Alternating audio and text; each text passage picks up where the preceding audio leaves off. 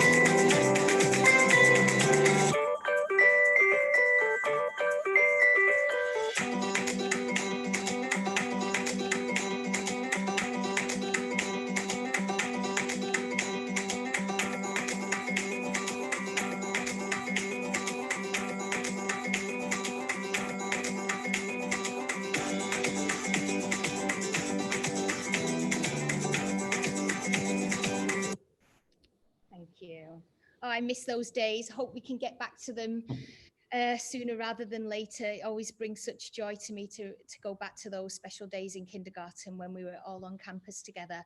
But yeah, so I'm going to be talking about creativity now. And when I think about defining creativity, everybody has perhaps different views of what creativity is. But for me, I believe that children are inherently creative. And I'm going to give the example of the trusty cardboard box. There it is at the bottom. And, you know, when we think about a 2-year-old, they get a gift for their birthday. And often what they do is they discard the toy and they play with the box. And they make the most amazing things with that cardboard box. It becomes a train, an aeroplane, a car, so many wonderful and creative things that they make with this cardboard box. And then they start formal schooling. And for some students, formal schooling is about tests, and it's about preparing for exams, and it's about, you know, filling their brains with the right answers. And then we fast forward to middle school and we ask that child, what's this box for? And they say it's to put things in.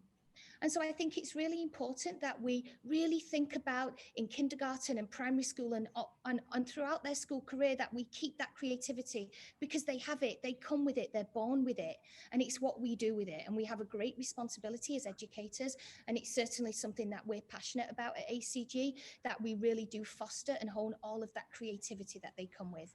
And of course, the list is there. You know, creativity is about expressing themselves, taking risks, generating new ideas, using lots of different materials in new and interesting ways. And we'll talk more about materials later. You know, creativity is not limited to the arts and music, but actually it's essential for science, for maths and language development. And of course, creativity leads to innovation and those new ideas. So when we're thinking about creativity, we need to think about how we can develop that creative thinking with our students. And that's an important form of creativity. And the way that we do that is by encouraging divergent thinking. And that might be a new term to you. And it's certainly something that I talk to with my husband a lot. So being the DT teacher here, he talks often about divergent thinking. And this is about those amazing ideas that are so open-ended and lots of ideas that can lead in different directions. And actually divergent thinking is stimulated by open-ended questions. And that's the job that we do. So we're asking as many open-ended questions as we can to make sure that we encourage the students to think about those ideas, and they really start to explore as many answers as possible. I've just put some quotes on here because as a huge advocate of play and inquiry, if you walk into my kindergarten space, you will often see these quotes on the wall. And basically it's just to remind us of the power, the value and the importance of creativity, purposeful play, inquiry. There are so many books, lots of educational and psychologists that talk about this and talk about the value and the importance of this. And actually for me, play, inquiry and purposeful investigation and hands-on experiences in the ways in which they learn is not a luxury, but it's actually a right. They have that right to playful experiences, and it truly is the best way that they learn in the younger grades and beyond. And it's something that we do value here. So let's just talk briefly about problem solving. Again, I think that, you know, children are born problem solvers. As soon as they start to talk, what do they say? They ask you those why questions. And as a parent, sometimes it can be a bit annoying, can't it? Why is the sky blue? Why? But certainly for early years educators, we love it because we can take those questions, those wonderings, those amazing questions, those why questions, and really then take them further in their own learning. Why do you think that happens? What can we do to find out? So we absolutely love those why questions. And certainly problem solving for young children is best provided by early years settings and giving them as many opportunities to explore those real life situations as possible. Problem solving skills do refer to the specific skill of thinking, and that's something that is embedded in our curriculum in the PYP program. So this little infographic is taken directly from a PYP leaflet that's aimed for parents. So if you would like me to send that out to you, I can. But it just kind of gives you a visual picture of the approaches to learning, and specifically if we just hone in on that one, thinking skills. So that's what we're really starting to teach from kindergarten all the way up through our units of inquiry, our transdisciplinary themes, and the way in which we integrate our subjects. So we're thinking about creative and critical thinking, problem solving, using knowledge and skills in multiple contexts. So this is just some examples of problem solving in maths during our virtual school, because of course we would love to do all of these amazing problem solving activities in the classroom. So what we do, we try and think about how can the children be active and engage in purposeful, authentic maths learning at home. And one of the ways that we can do that is by setting tasks where they use those real life experiences. They get those real life materials, they make their own addition problems, they post them on their Seesaw, and these are then transferred to the blog. And what's the power of the blog, and these are examples in year 1 and 2, is that the children are then able to look at those questions posed by each other. So when a child has done it themselves, created it themselves, they own that, they feel proud of that, and they want to then share their learning with others. And then there's an opportunity on the blog to then ask questions about their problem, solve the problem themselves. And through this digital platform, children are able to consolidate and reinforce and practice those skills in problem solving. And I think that's really important. That again, often when we look at, formal schooling of things like maths, it can kind of go quite from the abstract, from the meaningful to the abstract very quickly. And we still want to keep maths really meaningful, and that's really important to us as well. So how does play and inquiry and investigation fit into all of this? Well, basically play helps children learn how to solve problems. It's through play, it's the first kind of way that they start to learn. It's their first journey into learning. For children, play is really serious work. And through play experiences, they find themselves solving problems all the time, whether it's sharing materials, whether it's choosing which materials and resources they need for a particular purpose. They're learning about cause and effect, and they're learning to kind of look at that creative mind that they have. What can I do with it? I have all these things, but how can I link them together? How can I make connections and new discoveries? And I think most importantly, what play does is it sets them up to engage in purposeful learning so happily. That's one of the reasons why I absolutely love early childhood, because it's the place where I really see joy. I see joy in their learning, in their experiences and what they do. They're learning all the time. They're learning so many skills, but they're doing it in such a happy and joyful way. And I'm going to reference the Lego Foundation. And one of the things that they define play as, play is joyful. And, I take so many pictures every day in kindergarten, and every day I see that look of joy, that look of, I understand, I'm making connections, I'm able to manipulate these materials and really show my creativity. And, it's so powerful. So I did refer to the Lego Foundation. So I just want to give you some definitions because they touch on the older grades, which I think is so important. So let's just look at that. So play is often referred to as the preschool period. They talk about it being absolutely essential because during this age of 3 to 5, their language, their social and emotional, their cognitive skills are rapidly expanding. They're developing their reading through play, they're singing, they're interacting. And so play is absolutely essential. And this has come from lots of research. If you Google play and creativity and you look at the Lego Foundation, you can read a lot more about this. And it's absolutely fascinating. Play in the preschool years enables children to explore and make sense of the world. Now, if we skip forward a few years, what does the Lego Foundation say about play with 6 to 8 year olds? So they accept that actually play is considered an early grade practice. It's something that is considered in the early primary grades. Play-based learning continues actually to be critical, yet it is often neglected in favor of academic focused education approaches. Yet, in this period, active play-based learning approaches can transform the educational experiences of children in the primary grades and strengthen learning and motivation and outcomes. And I think that is so important. And of course, being a PYP school, through our lines of inquiry, through our units of inquiry, we are able to provide students with all of these meaningful and authentic experiences. These are examples actually, I think, from year 2 and 3. You know, in year 2, we had the class market where they were applying all of those skills in language, in maths, their social skills, their ability to take on different roles, collaboration, sharing ideas, and all of these things are happening. They're happening in the primary school. And it's really important that we do not lose sense of the importance of these real life play-based experiences. Unfortunately for us, and the way that we carefully plan our units of inquiry, you know, they're rigorous, they're thoughtful. We think really carefully about what's going to hook the children in and making sure that we build on all of those skills. So we develop the children holistically through this inquiry model. Okay, so I'm going to talk about the third teacher now. I'm sure that's a term that you're not quite familiar with unless you've kind of been in kindergarten with me last year, and you'll know much more about that. And basically, when we think about the third teacher, we're thinking about the teacher.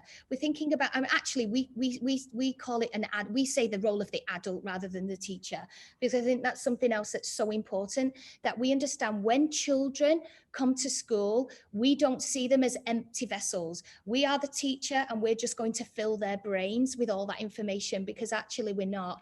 In kindergarten, what we welcome are the most amazing children with so much life experience, so many ideas, passions, interests. And what we do is we want to kind of get hold of that and really grow that through our environment. So through the role of the adult, through our intentional and robust planning, and through the way that environment is set up. And as it says in the notes, the way the space is designed has a significant impact on creative thinking and learning. We have to set our children up to be successful with this, to enable them to be creative problem solvers. And the way that we do that is by setting up our environment so carefully. All right. So I'm just going to share with you a few areas and how we do that. And one of the key areas in kindergarten is the way we set up our maths area. And this is a key one for problem solving. And the first thing we need to look at are the resources, are the manipulatives, the materials that are available, and making sure that they're wide ranging and they reflect the breadth of maths. So they cover the 5 strands of maths. So as you can see there, the resources available, there will be shape, number, pattern, measurement, all of the things, time, all of the kind of aspects of maths are available. And then when children access this area, they can then be creative. And in the instance of the 3 children there stood together, they were talking about who's the tallest actually. And again, the role of the adult, I'm listening, I'm making notes, I watch what they do. And they're talking about who's the tallest. Okay, well, let's see, let's find out. Now, if I hadn't put that tape measure in there, if I didn't have those resources in there, where would that learning have gone? But I was able, the environment was able to take it further, and they were then able to solve those problems together. And if children have that ownership, we talk about student agency. If children have the ownership, that's the agency, is voice, choice, and ownership over their learning, then it's so much more powerful. So everything you see here today, the examples, I didn't set up. It's setting the provocations, it's setting the environment up so that they're able to be successful and take ownership of their learning. And the example there of the students with the shapes, we were working on the topic of shape, 2D shapes. So the magnetic shapes are available. They start to make tessellating shapes that fit together. We talk about how many of each shape. They then add the added bonuses. They want to label the shape pictures. So I support them with scaffolding their CVC words. They're able to write them. And again, it all works together so powerfully. And, you know, I always go back to when parents ask the children, what did you learn today? And they say, I just played. Yes, but it was really serious work and they learned an awful lot. And again, with the construction area, another really powerful area for being creative and problem solving. This is an area that's always really popular. And in previous schools, you know, it's quite a busy one for boys, but I found here that, you know, all the girls and the boys love it, which is brilliant for me. And, you know, they love to use the blocks. And as you can see here, they're exploring so many different concepts and subjects. They're looking at gravity. They're looking at cause and effect. They're looking at different types of ramps and speed and height and so many different things. There's measurement in there. And of course, when children, I have to say that block play, there's actually no age limit to block play because it's so powerful. You know, it can link with the structures unit as they go through the primary school. And it's about then those cause and effect questions. What can I do if I build a structure? How can I make it stronger? What do I need to do? And that's where all the collaboration and language and discussion and interactions can come in as they go further up the school. So I cannot not share with you the art and the collage area, because we are talking about being creative, but it's important when we think about being creative, we don't just think about the art area. But I do want to share with you how important having a wide range of materials available to children is so crucial in being able to encourage that individual creativity. As you can see here, the materials are organized, there's lots of them, and there's an opportunity for children to work collaboratively, you know, on a group task on the floor. They can spread out, so that space, that's really important. We're not limiting children to a small area. And then there's also opportunities for children to just work independently on something that's focused on clay or structure. But again, all of the skills that are involved in the art and collage area: literacy, fine motor, social interactions, as you can see down there, language development, etc. Just so many different ways that they can use those materials. And more importantly, they are the ones that are being creative with those materials. So last few slides from me. I just want to introduce you to an area that I'm sure you're new to, unless you were a kindergarten parent last year, and that's the tinkering area. And this is kind of your DT space, maker space kind of area. And what I love about this area, and it's one of my favorite ones, because it really does develop children's problem solving skills using real life materials. So you can see the little boys in my class last year, you know, 2 and 3 years old, this is probably the first time they'd use padlocks, and they had to work out which key fitted and how they had to move it around and open and close. And I think that it's a really important area to develop the conceptual understandings, which again are embedded in our curriculum. When we talk about conceptual understandings, form, what is it? Function, what does it do? Well, they can find that out for themselves by using so many different materials, real life materials. And, you know, there's an example of the tinkering area up at the top there, and the top left hand, that's not from ACG, but that's kind of where we want to go. We want to create these tinkering areas, you know, that do support our units of inquiry, depending on what they are. Children do have that time and space to be able to explore and build. So if you do have things at home, you know, keep them to the side, keep them in a box, because we will be asking for them. And again, just to list the skills that are developed there: using tools safely, being a risk taker, scientific experimentation, materials and their properties. Again, the list is endless, just with a simple tinkering area, as I call it.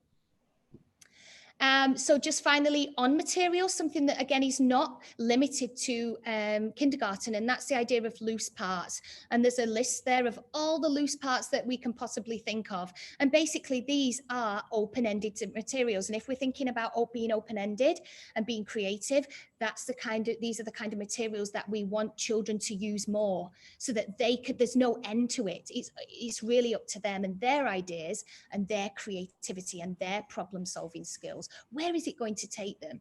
And it's very child-centered. And when children are encouraged to integrate different materials, they really are open to all of that open-ended learning and creativity.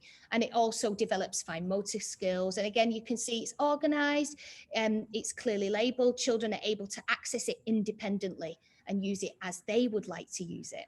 And again, so have a look at the poster, and please keep collect those loose parts. We're always asking for them. And again, going back to the maths example, loose parts can be used for, of course, they can be used for simple addition, but they can be used for fractions. They can be used for multiplication. When we're thinking about repeated addition, they can be used for so many other subjects other than just let's be creative with them. And that's something that as educators, we're doing all the time. We're thinking more creatively about how we can incorporate loose parts into our teaching and learning. And so just a few more then. So just to talk about the role of the adult and how crucial that is in developing children's problem solving and creativity. And I think most importantly for us, it's about listening. It's about empowering them to take those learning choices themselves, be brave to think about what they want to do. How are they using materials? What do they need? They have an idea. We don't have those materials. What can I do to support them to take their learning further? What can I do to help you solve that problem?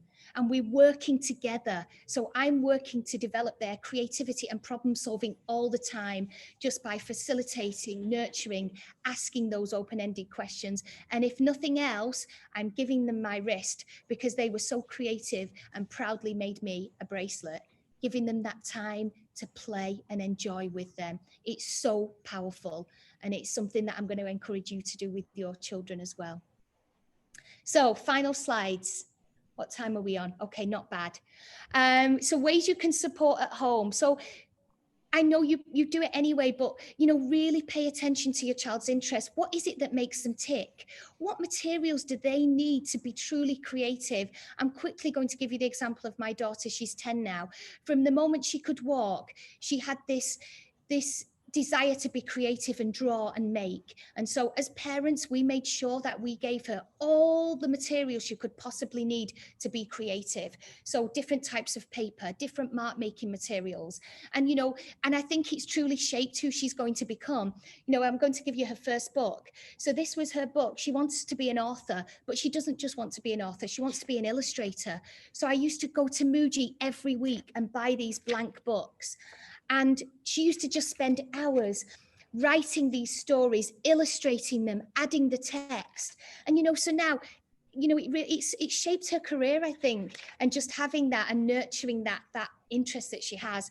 Do you have a play set at home for your child? Is there a space where they can be creative? Are they interested in dance, art, technology, Lego? Maybe they're into geology and they want to find more about rocks. Allow for unstructured time for your children. It's a really busy time right now. It's really busy and stressful, but they need to have that time to play, to be creative and enjoy.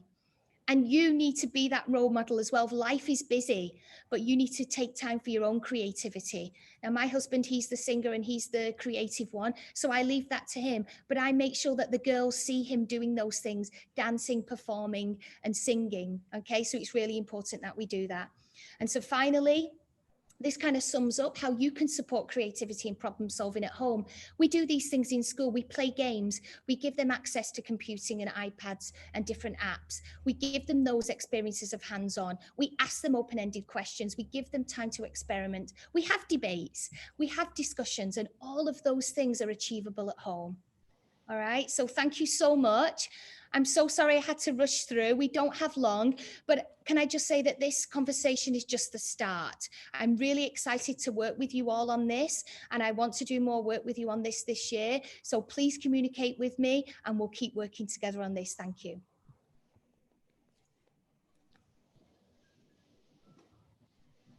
Okay. Thank you very much, Miss Ellison.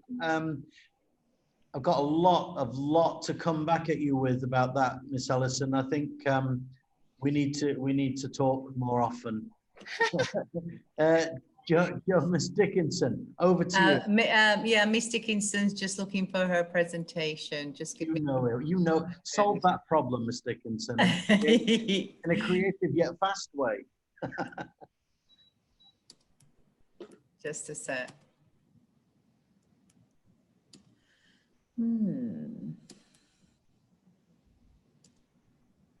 While you're looking, Ms. Dickinson, everybody in the chat box, which you'll be able to see at the bottom menu of Zoom, I've put a link to a guy called Giva Tully, who's known for Tinkering School, actually. And that's what got me going on that particular link there, Miss Ellison. And also at the top, there are 2 files, screenshots that I put up there earlier you'll need for my section. So please download those. Off you go, Ms. Dickinson. Oh, no, are you ready? You're muted at the moment. Yes, I know. I'm just looking for the presentation. Just a sec. Oh, okay. You got PowerPoint open?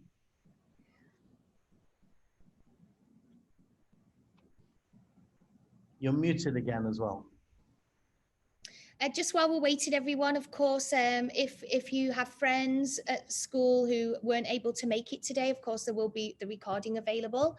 So you will be able to share that with them. All right. How are we going there, Mr. Dickinson? Are we okay? There we go.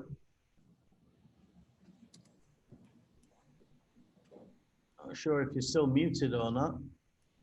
You might be. Nope.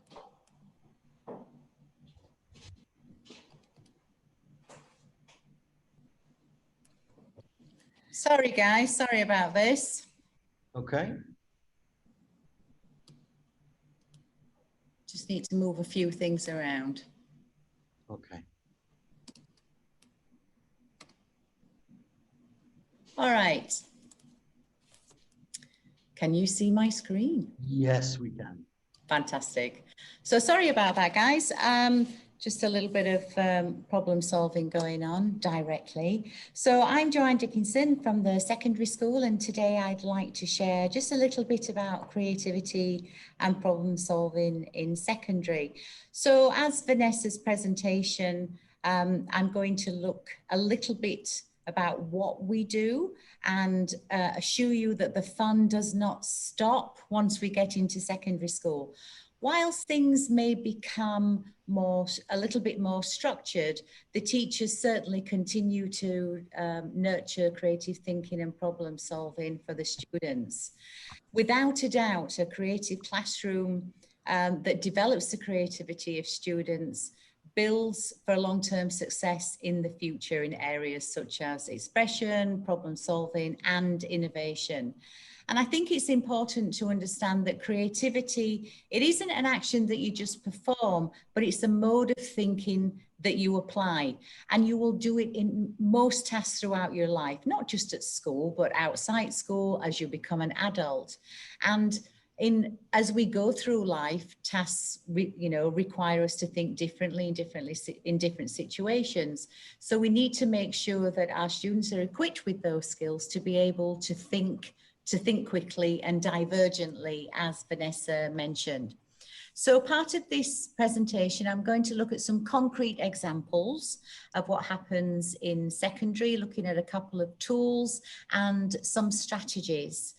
And because I'm a language teacher, most of my focus will be on language teaching and some maths. So first of all, I'd like us to talk about Flipgrid. Now, Flipgrid is a discussion platform which I discovered last year, actually, when we went into a virtual school. And it's a fantastic tool that allows students, it empowers students to have their own voice. What we found in virtual school is lots of children are keeping quiet. They're not participating during discussions and choosing just to allow a small group of students to take over discussions. And when we discovered this tool, we tried it out. And what happens is basically the teacher will give a prompt. Now that prompt could be an open-ended question. It could be a closed-ended question. It could be a piece of artwork. It could be a video. It could be a cartoon. So we give the prompt, and then we ask the students to respond. And the students need to respond in the form of a video. So it's super simple, even I can do it. So I set up the prompt about science fiction.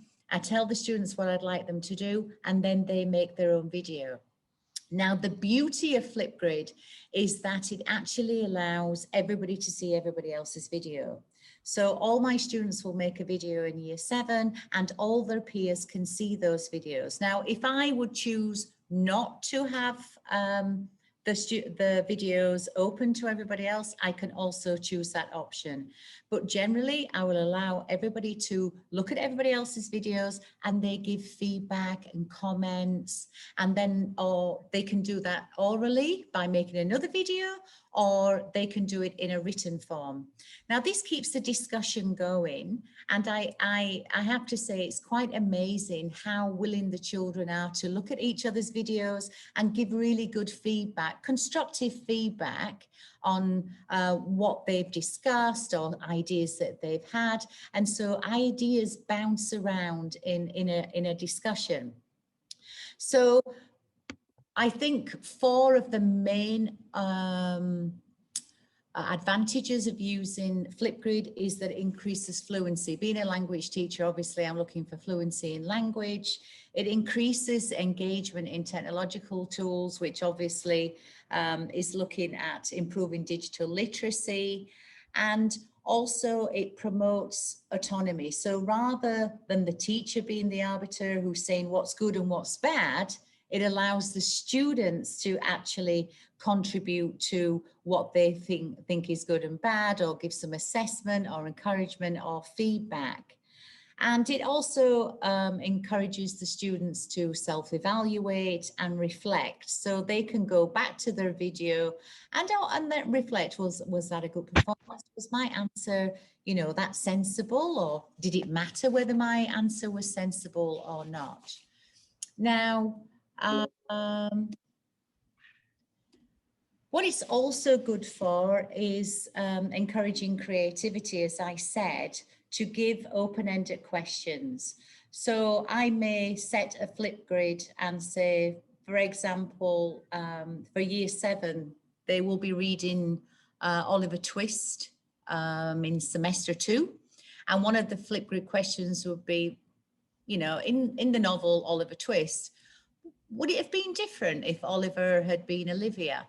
And the students are just, you know, I'm not expecting them to write an essay about it or even a paragraph. I'd like to know, you know, more or less quickly, what are the first thoughts? And even they can just give a 20-second or a 30-second response. They can go back again and do another response if they want to, or delete a response that they've already given.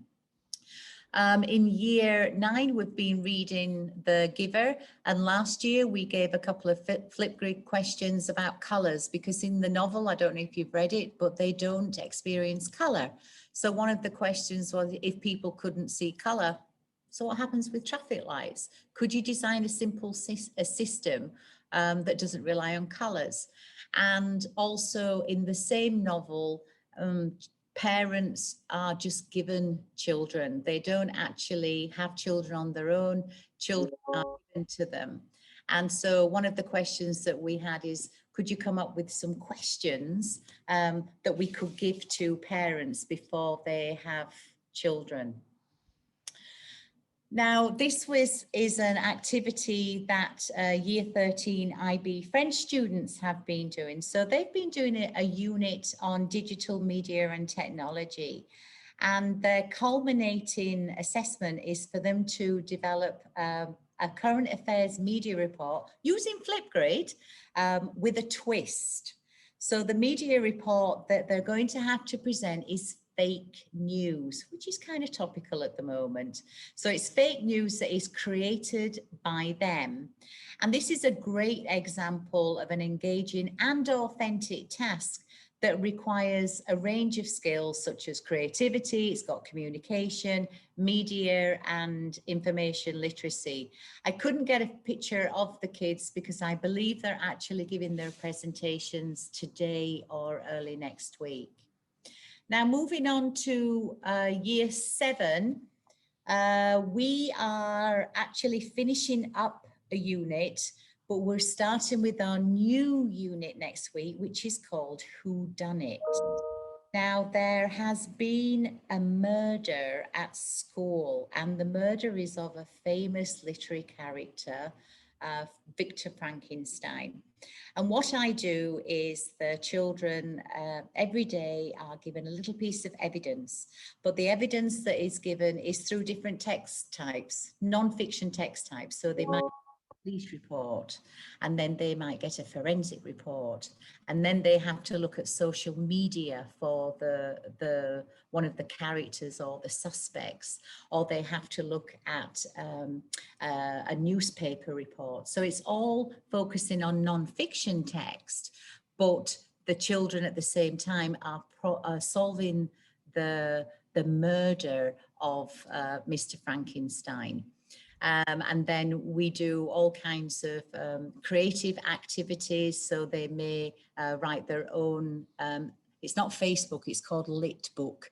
They have to write their own Lit Book reports. And then at one point, towards the end of the investigation, we bring this chap in with the glasses and jacket, and his name is Inspector Lot, and we hold a press conference where the children are reporters and they've come up with questions to try and solve the mystery.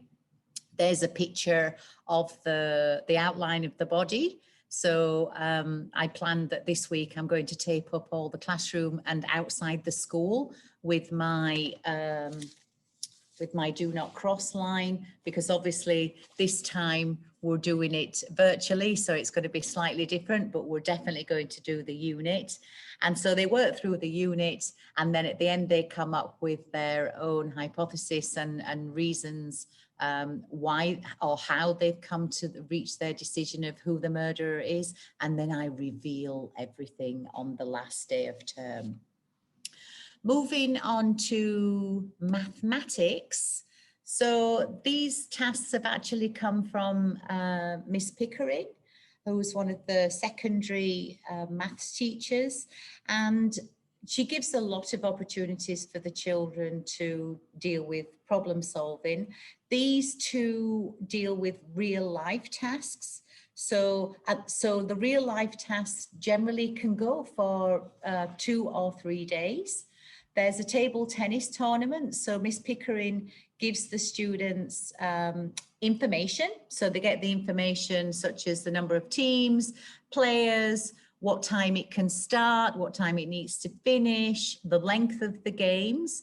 And then students work in small groups to come up with a plan of how they can organize the tournament. And then they present it in the form of a poster. So math, you know, they're making posters in maths, so that's really fantastic. Excuse me. On the second example, they are doing planning a day out. So the scenario is that there are 30 students. They've taken a poll and they will be going to the 3 different venues. And based on the poll and the number of students and the budget that is provided by the school, the students need to try and work out the best option for the day out for the students. The next slide deals with some, these look very exciting. It's actually fun in Miss Pickering's classroom. So she's got a challenge 2019. These are activities that are generally for 15-20 minutes. The real life tasks can go for 2 or 3 days, but these are tasks that usually go for 10-15 minutes. And she often will give them at the beginning or the end of the class, and they will generally deal with revision tasks or existing knowledge. So it's just to or strengthen knowledge. Now, so exploring different cultures. So developing a student's ability to consider multiple perspectives is a very important part of thinking outside the box and creativity. So we are extremely lucky that at ACG, our classrooms are packed with children from multicultural backgrounds. So it's essential that we recognize and we celebrate these differences. So when we explore literature in class, we make sure that we expose children to a range of different cultures through literature, and that everybody's backgrounds are celebrated. So what we did with the Year 9 students, they're working on people and places, a unit called People and Places. And the students looked at a variety of text, looking at the social cultural context. So we looked at stories from the UK, Afghanistan, Australia, Palestine, Nigeria, and Indonesia. So the students looked at the different perspectives and the social impact of the stories. Then, for the summative assessment, the students were encouraged to choose a novel from their own culture that had been translated into English and explore that novel. Then the students are going to come on, I think it's on Monday, they are going to give a presentation which includes a personal connection, and then they're going to discuss the social and cultural context of the book that they've chosen. So in that way, we are able to celebrate multicultural backgrounds, but we're also, these multiple perspectives will encourage the students to think outside the box, and will also develop their creativity at the same time. So these are three of the texts that have been chosen by the Year 9 students. We've got one from Indonesia, one from Korea, and one from Pakistan. So we're really looking forward to hearing those presentations on Monday.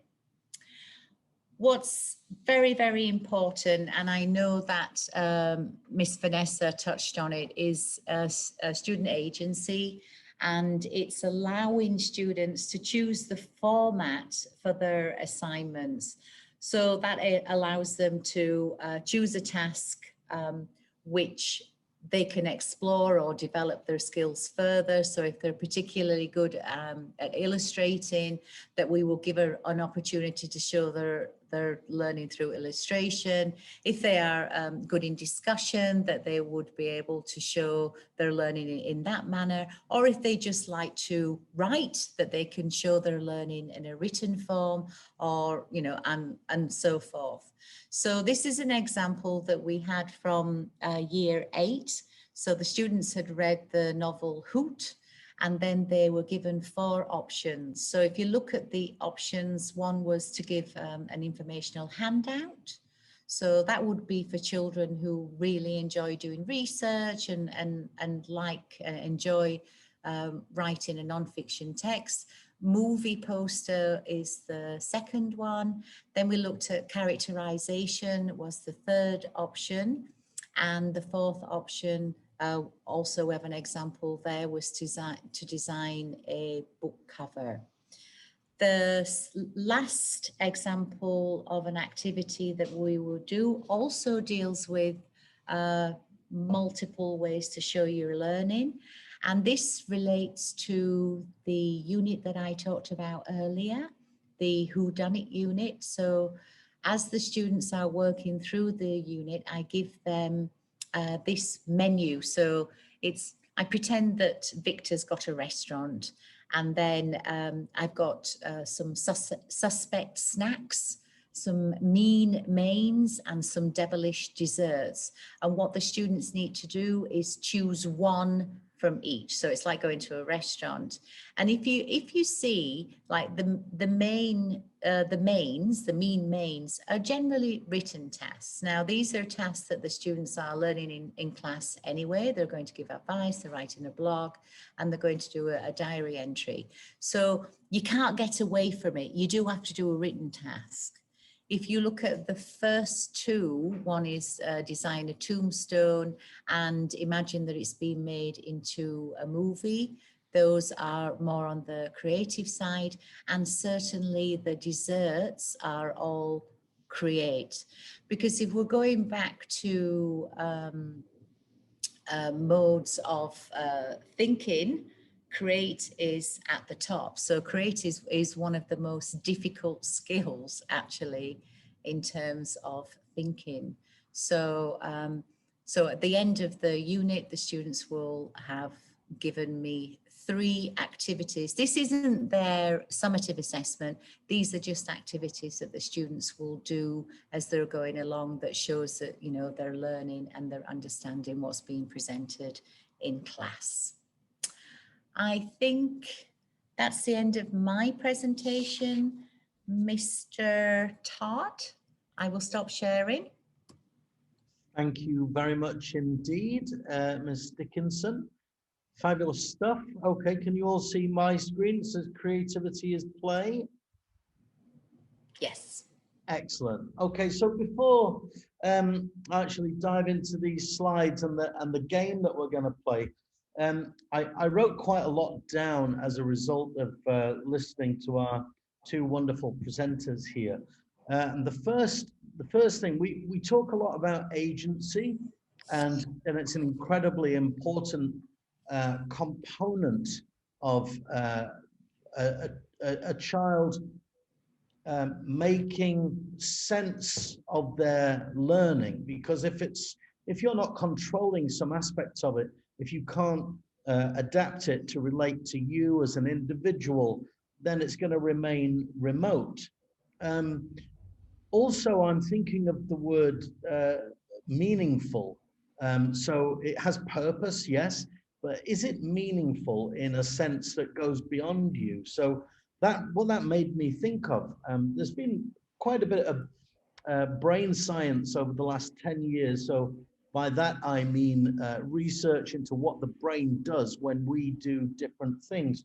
I'm sure you're all familiar with the right and left hemisphere of the brain doing different things and governing different kinds of actions and thoughts. I don't know if you know this though, the right hand side of the brain deals with unpredictable situations, and when you look at what the brain does on the right side when we're trying to be creative, it's an absolute mess of random fast connections, neural connections between different parts of the brain. Now, the left side of the brain, it makes shorter, much more predictable and a little bit slower connections. These are for actions that are routines. We know what's going to happen. We do that every day, every hour. And interestingly, when you're being creative, if you look at what the right hand side of the brain does, it goes crazy. Now, if you don't use the right hand side of the brain, if you're not forced into creative or problem solving situations, those connections between different parts of the brain get weak. And just like pathways, if you walk through a grassy field, often you'll make a path. And if you go once every 10 years, there won't be a path. And the brain's a little bit similar. So you've got to think about the brain as a muscle, a bit like muscle memory when you're playing sports, doing something automatically. How many of us think laterally, or as Miss Ellison put it, divergently? How many of us think like that on a daily basis? See, that's what we're trying to do. And here's the reason why we're going to do it. It's not purely and simply to make kids feel good about themselves.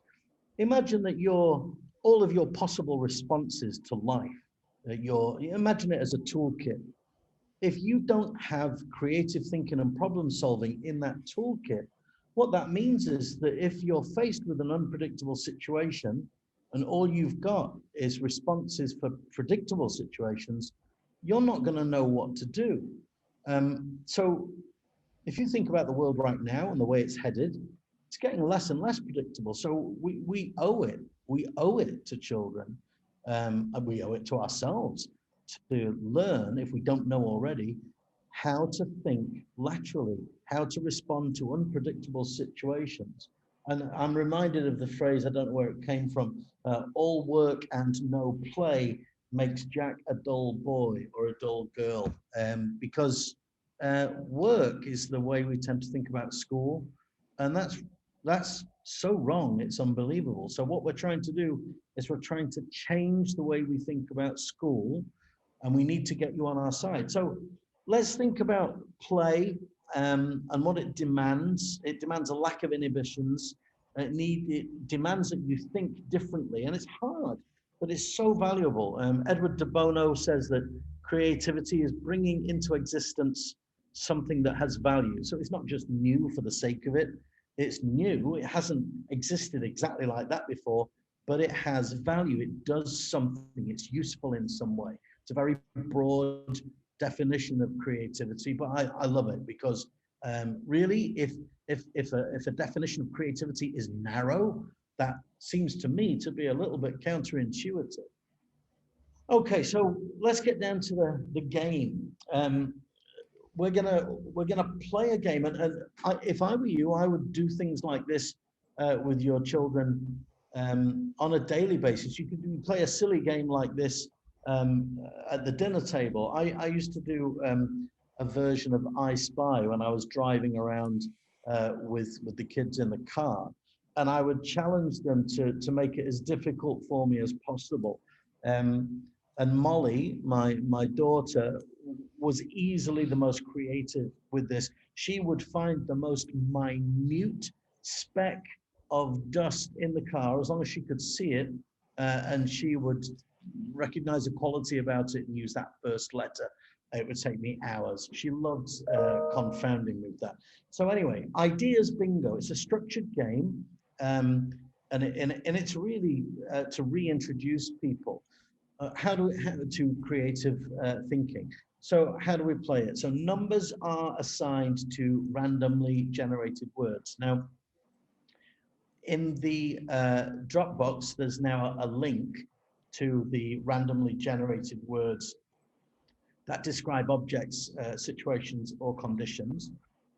I've got a link there for Let's Play Bingo. All of that, all that does is it generates random numbers. If you want to play this game at another time, please use that one. So using the random numbers, the objects on the next slide, select one object to help you find a solution to one of the business problems. This is an Edward de Bono game in a book called How to Have Creative Ideas. Quite willing to share all of my resources with you. So your problem is how to attract more customers to your, and for example, bank. Okay, so this is a real world problem. It might not be a supremely important one, but it is a real world problem. This is, I want kids to be thinking about actual real world problems, not abstract ones. So here's the random objects. You see, I've got 75 there. The reason I've got a 75 is because I've got a bingo game. It's got 75 different numbered balls in it. It's an actual physical bingo calling device, and I use this in the classroom. So here's the example. You get number 29. Let's go back and look at number 29, and that's a sandal, S-A-N-D-A-L. That's an open shoe. You get number 29. You have to generate ideas to solve problem number 1, how to attract more customers to your bank. And you've got to use the word sandal as inspiration. Here's 2 possible solutions to show you how this would work. So you could run a summer promotion where all new customers opening an account in June or July will receive a 1 million Indonesian rupiah voucher for the Birkenstock online store. Now, if you don't know Birkenstocks, they're world famous sandal and shoe, leisure shoe, walking shoe manufacturer. Here's another one. Any customers arriving at the bank in June to July and open a new account wearing sandals get an Indonesian rupiah 500,000 account starter bonus. Now, the reason, I beg your pardon. Let's just go back a little bit here. The reason this is a creative problem situation, a creative thinking, problem solving situation, is that here's your real world situation. And the normal thing to do would be you'd have a little team sitting around a table and you'd have the equivalent of a blank canvas. Well, a blank canvas is really scary to a lot of people because the pressure of coming up with a new idea out of nothing is really, really hard. So imagine doing that to a student. Here's a blank piece of paper, invent something now. I mean, it's just huge. It's monumental, that pressure. So it's no wonder that some kids get turned off by that. So these are training wheels. These games are training wheels. So anyway, what I'd like you to do, well, it's 11 o'clock and I know people have got things to do, places to go. But I'll tell you what I'd like you to do is if you could play this game at home, you've got the words and you've got the problems on the screenshots. Why don't you send your answers to me on my email, richard.todd@acgedu.com, because I'd love to see how inventive you can be. Get a random number. Let's see. So you might say how to attract more customers to your bookshop, and your keyword is 52 tomato. So I want to see, using this example, you can play this game with your kids, talk it through. You do something like this every single day, and before long, that neural connection pathway, or those neural connection pathways in your brain on the right-hand hemisphere, will start to get considerably stronger, and that will put you in a position, you and your children, put you in a position whereby when you are faced with unpredictable situations, you can face those situations with a wee bit more confidence. And I'm sure, you know, you can make the link now between what I'm saying and what Miss Ellison was saying about possibilities and about ownership. If it's so transferable, this creative skill that's absolutely not just connected to drawing or painting or drama or music. Of course, they're the most obvious ones, but you can easily be inventive with the household finances. You can easily be inventive with where you get your shopping from to cook a meal that's nutritious and tasty and fits your ethical considerations. The notion that you can only be creative in the traditional subjects is it's such I think the word is and it's an oxymoron. So art, music, drama are the most obvious ways to think about creativity. But the more challenging a situation is, the higher the potential reward. If you can think of a way to get somebody to come to your swimming pool by using some socks as your inspirational starting point, then you're at the mastery level of creative thinking and creative problem solving. So that's what we're trying to do at ACG School Jakarta. We're trying to push our school in that direction so that students do this as a matter of course, so that we can make our curricular offerings, so that we can make them more and more vital and more engaging, so that students understand school in a different way. Okay, so it's a bit compacted. I don't think we've got time to actually play the game, but like I say, I would really like you to share your potential and your answers to my my different situations there. Please do it by email. You can put them in the chat here if you like. I'd like to give what I would have had as my remaining time to Q&A. If anybody's got any burning questions. If not, again, you can send them to myself, Miss Ellison or Miss Dickinson. And as Miss Ellison said, this is the start of a conversation where we're trying to build a culture where people, all of us think like this. So while people are thinking if they got any questions, Miss Dickinson, do you have any closing words? No, but I agree with what you've said and what Miss Vanessa said, that this is the beginning. So we'll have to follow up and we'll have some fun and some games probably. Bit of fun. Yeah. Miss Ellison, have you got anything to add? No, just interesting what you were saying in your slides, that, you know, that activity. And I think even for me, going to school, my school experience wasn't like that. So it wasn't where we were challenged to think creatively. Right. Immediately, I don't know about anybody else, but I immediately thought, oh no, I hope I don't have to, what do I have to do? I'm not quite sure I can do this. And it's that kind of thing. And, yeah. and as an adult, as an educator, that's how I feel. And we really don't want children, students, you know, we don't want them to feel like that. So the more we do in kindergarten, in primary, all the way through, when they're an adult like me and they're sat in a webinar, they'll be able to go, oh, I can do this. I own this. I think it's so interesting. 100%, 100%. I mean, when I was going through my schooling, because I had a bit of a talent for drawing, so I was classed as a creative student.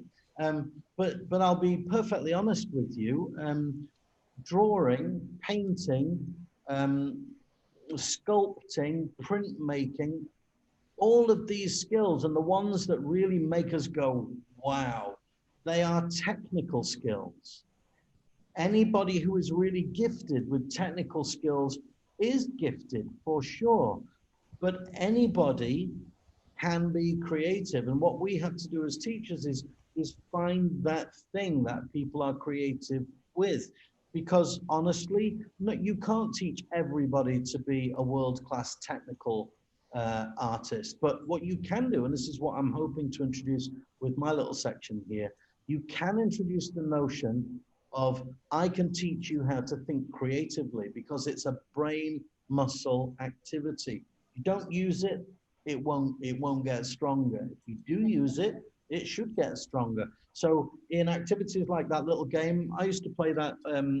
I'd probably play that once a week with each class, just to catch them out. It's easy to get lazy and to go, yeah, I'm going to do the same thing I did last week, but I'm going to do it in oil paint this time. That's not really creative, is it? So let me push you in that direction. And you can do these games in groups. Kids don't have to, there's no performance pressure here. The only pressure is on the teacher, I suppose, to find ways to make it more approachable, games being one of them. Okay, right, so got no questions down here in the chat, but that's okay. You are more than familiar, I think, with our email addresses by now. So please, please, please send us your thoughts and your feedback, any questions, any suggestions about future workshops. But we are definitely going to, be making this form of communication, parents as learners, and also communication through creativity, a big thing as the school develops. So I'll say thank you on behalf of our presentation team. Wish you a lovely Friday, and maybe we'll see some of you at the open day tomorrow. But have a lovely Friday and a lovely weekend, and thank you once again. Thank you. Thank you.